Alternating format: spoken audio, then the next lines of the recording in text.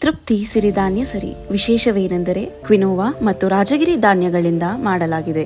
ಇದರಲ್ಲಿ ಸಾಕಷ್ಟು fibre, protein, calcium, iron ಹಾಗೂ ಝೀರೋ ಲೆವೆಲ್ ಶುಗರ್ ಇರುವುದರಿಂದ ಮನುಷ್ಯನ ದೇಹದಲ್ಲಿ ಶುಗರ್ ಲೆವೆಲ್ ಕಡಿಮೆ ಮಾಡುವ ಗುಣಗಳನ್ನು ಹೊಂದಿದೆ.